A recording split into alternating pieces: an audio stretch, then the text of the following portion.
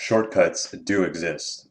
4-Hour Chef, First 20 Hours, Little Book of Talent, Animated Book Review and Summary. The 10,000 hour rule is an over-regurgitated social meme that's not fully understood in its true context. Yes, to achieve the upper echelon of anything, extreme levels of practice are required. But even then, deliberate practice over practicing practice. This video comes down to a simple idea.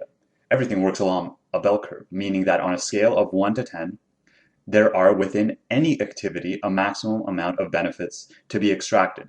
Now, those benefits are relative to one's goal, but with conscious contemplation of how to practice, as opposed to just practicing for practice sake, one can get much, much closer to that ideal 10 without going through tons of personal experience, tons of mistakes, and tons of money spent. Let's take a classic example. Keep in mind that to even get to this example, we've already weeded out a huge number of the population, meaning that to get here, it's already a very low number of people. Person A decides to get into better shape. They do no research and they just get a gym membership. Their workouts consist of some sort of cardio and some sort of weight training. After the initial period of 5 to 10 pounds of body changes, they completely stagnate. But this is where the real insanity sets in. They keep going, and instead of investing time on the activity, they continue to be in it. They epitomize insanity in doing the same thing over and over again, expecting different results. And they have begun the process of strumming the guitar for the sake of strumming the guitar. Anybody that's ever been to a gym will tell you how plentiful these people are. And this has now become the person's reality. And one of the most important principles necessary for success is going to be entirely overlooked by them for the rest of the time that they do spend in the gym. What got you here won't get you there. Minuscule and at times even great success can actually be the greatest hindrance to our true potential. On the opposite end of the spectrum, take someone who has a progress at any cost mentality. Because they don't contemplate their long-term investment in realizing that as long as their trajectory is upward, doing stupid things, specifically stupid momentary things, to squeeze out another 3 to 5% of supposed extra gains is worthless if it comes at the cost of an injury, which may set them back a total of 30 or 50% total gains, never mind the mentally demoralizing aspect of accepting and dealing with one's stupidity, hard-headedness, and arrogance can lose just as much, if not more. So instead of trying to squeeze out these 3 to 5 extra percent, it's better off for this person to complete the ultimate aspect of consistent measurable progress, and that is adherence, and adherence to something that keeps you moving forward. Now, let's compare person A with person B.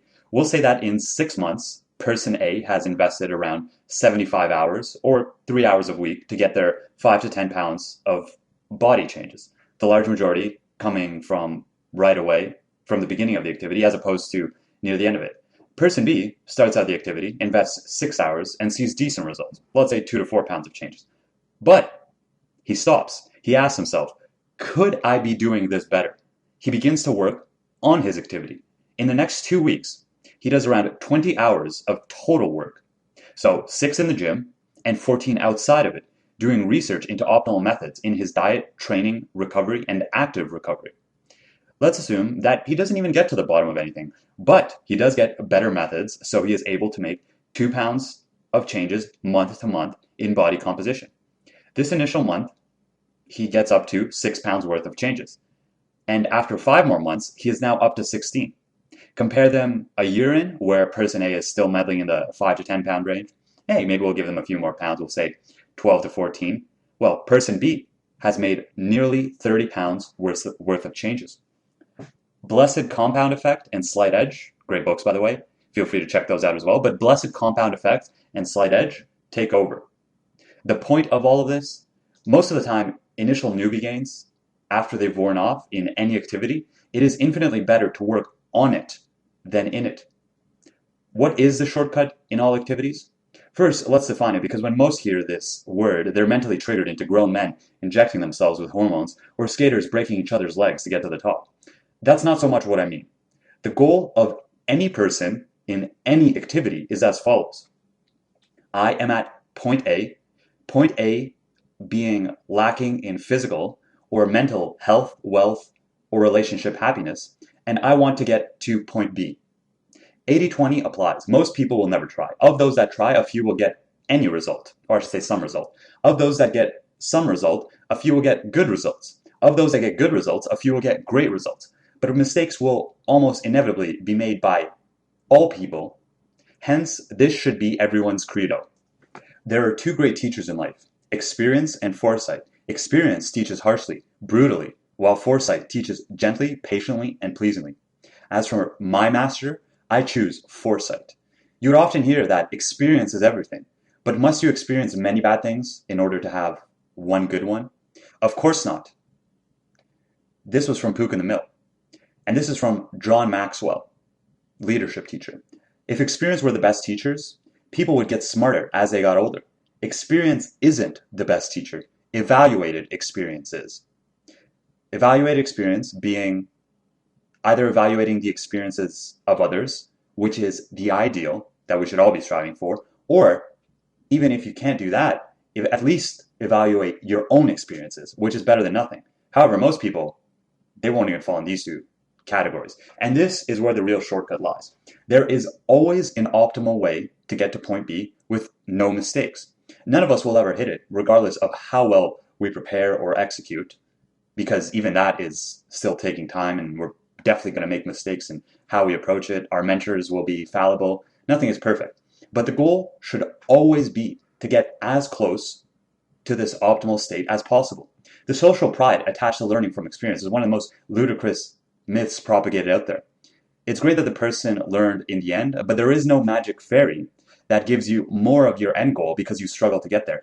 You don't actually get, you toiled away. Oh, T. Harv Eker, you toiled away for 10 years being broke. Here's an extra 100 million for that. Oh, you got injured at the gym? Well, we'll add 100 pounds to your squat. We'll add 200 pounds to your raw total just because you toiled away. Look at the mastery curve. If one could minimize or mitigate the majority of stumbling blocks, while 100% efficiency would be difficult, closeness to it would be within reach. So how does one get from point A to point B in the most optimal and the shortest route possible? Number one, have very specific goals. The more specific, the better.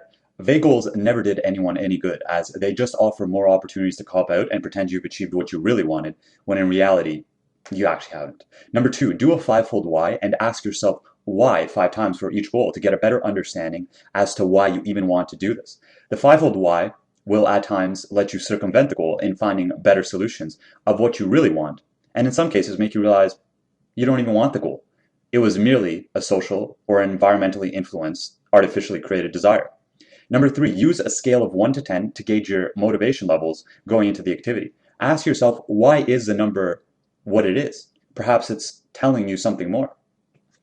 Now, when you have done the following, let's dive into exactly what Josh Kaufman, Tim Ferriss, and Daniel Coyle, among a variety of other people whose opinions I will also include, suggest as far as what is the optimal learning method.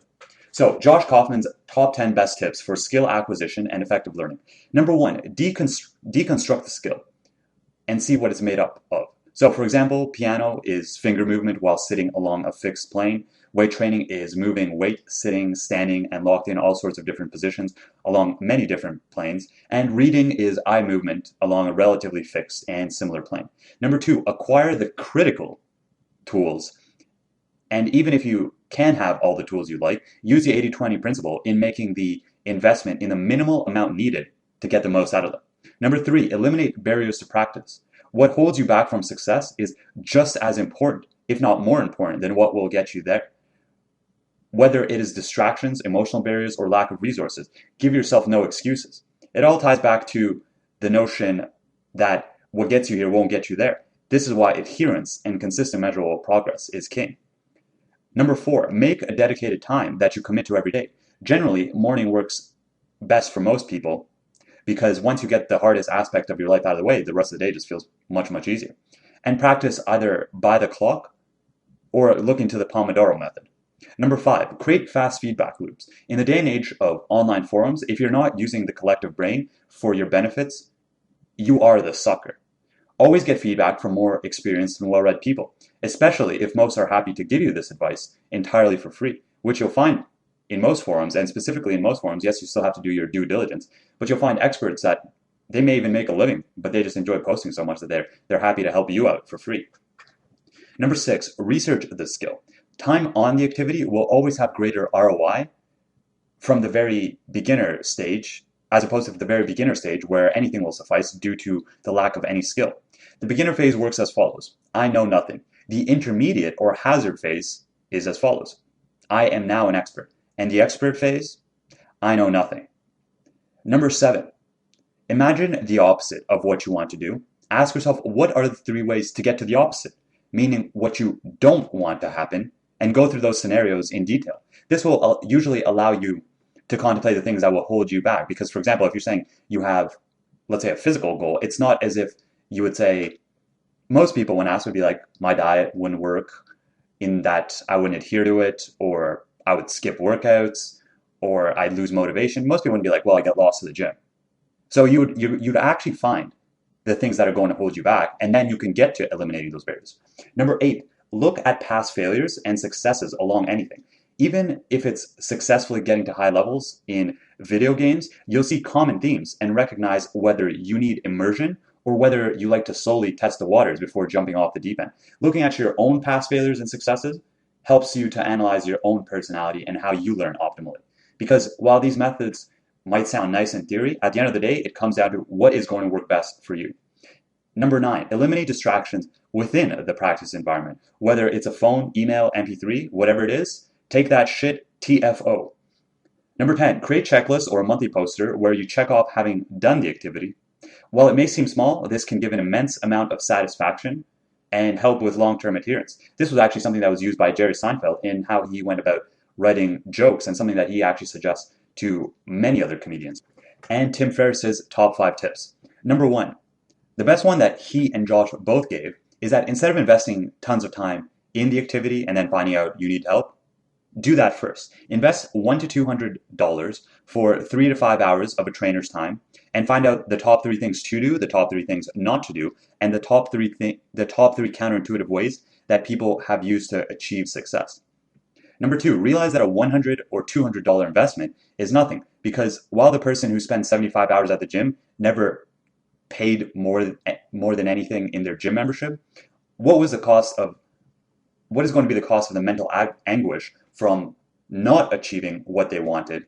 Never mind the fact that those 75 hours, do the math, even if you're a $10 per hour person, you're still investing time in.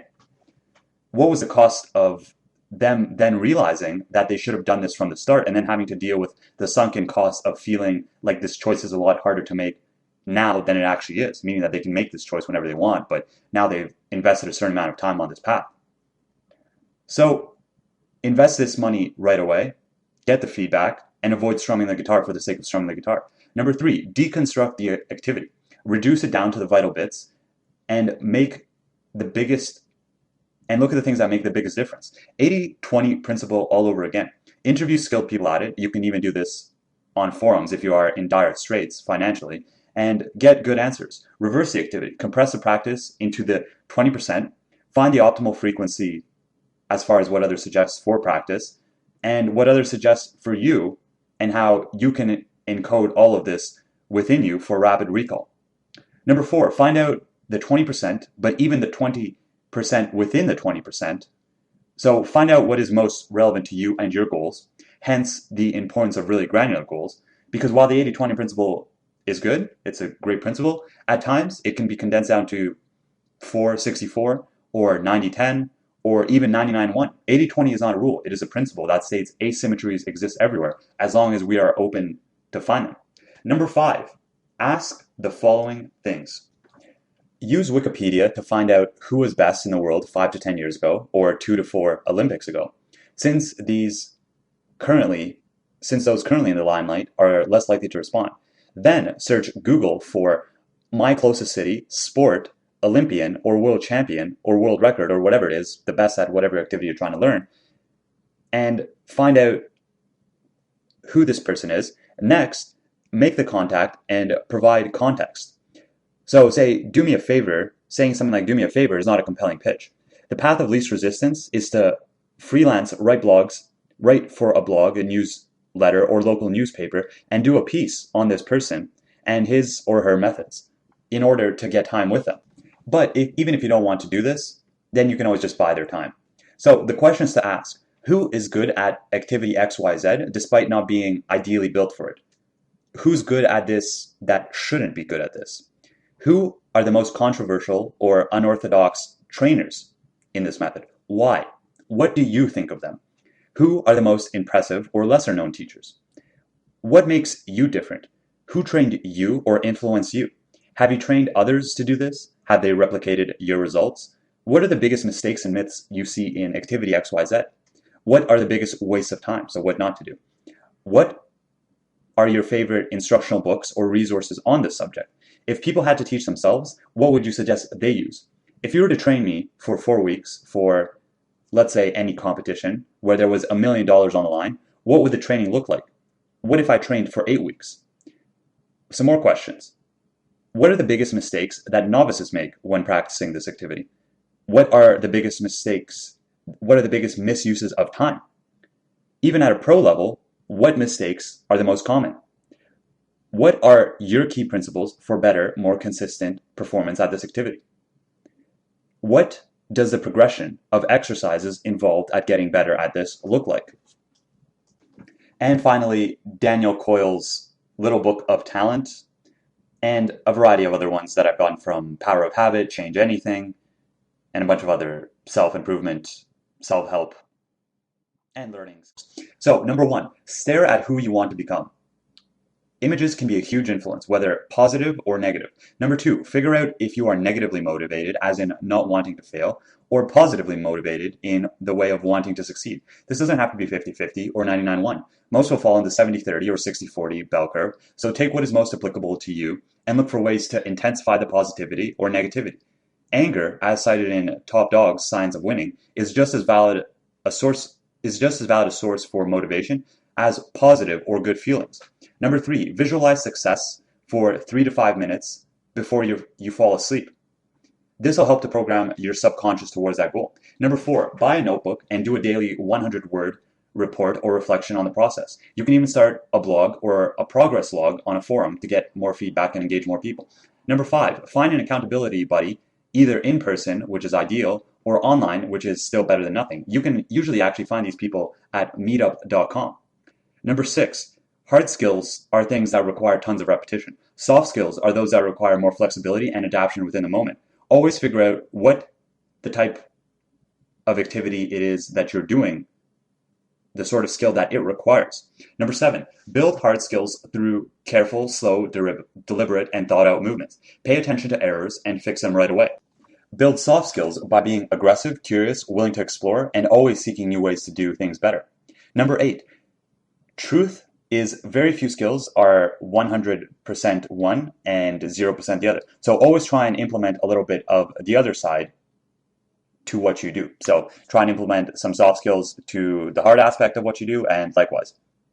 Or I'd say vice versa. Number 9, your greatest mental adaptation, as per Gregory Burns in the Innovation Secrets of Steve Jobs, is in the beginning stages of a new activity. So challenge yourself to pick up new activities often.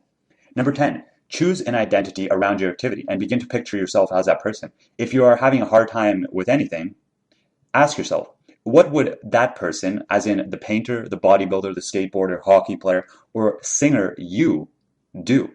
Then do that. Number 11, look for mentors who have the following characteristics. Someone who scares you a little. Courteous people will not get you to the top. Get someone who watches you closely, is action-oriented, and brutally honest. They give short, clear directions. They love teaching the fundamentals, and they are passionate about the activity. Number 12, find your frustration to progress sweet spot. Successful attempts should vary in the 50 to 80% range. Number 13, break the moves down into the smallest possible chunks. Number 14, don't practice by time, practice by accomplishments. So instead of saying I'm going to practice piano for half an hour, say I'm going to practice until I can fully complete the song. Number 15, consistent measurable progress over big gulps. So practice daily. Number 16, make it a game. Number 17, pay attention immediately to success or failure. Catch yourself in the following seconds and just observe. What happened? Why? How will you avoid or replicate this? Number 18, shrink, slow, pace, close your eyes. Number 19, Mime it, exaggerate it, do it with a friend, hopefully a hot one. Number 20, find the top 10 books on Amazon and read the reviews. Then YouTube the speeches given by the author. Number 21, make the correct move, then make an incorrect move, then make the correct move again, or the sandwich technique. Number 22, practice for 3 to 5 minutes before sleep. Number 23, stop before you're exhausted most of the time. Number 24, randomly, so once in a blue moon, don't stop until you're 20% beyond exhausted. Number 25, end on a positive note. Number 26, use positive affirmations and begin to mentally remodel your personality towards this new person you want to become. This doesn't need to be shown publicly. It can stay 100% in your mind. Number 27, don't fix weaknesses, amplify strengths. Number 28, act, apply, change, and then teach. Teaching is one of the best ways to learn. Your ability to learn from anyone comes down to the perfect balance between open-mindedness and skepticism. Number 29, as a teacher, analyze the emotional state of the students. Quickly switch between teaching and understanding whether the student has understood. Reward and recognize progress and good behavior. Avoid long speeches, don't use mushy language. Make a scorecard for learning and aim to create fishers, not fish acquirers. And number 30, have fucking fun. Life ain't that serious. You're but an ant on a floating rock hurling through infinite space. So like, comment, share, and subscribe. Leave me a comment down below as far as what you thought was the most applicable thing to you and what you're trying to do from this video. And remember, transcend that mortal reality.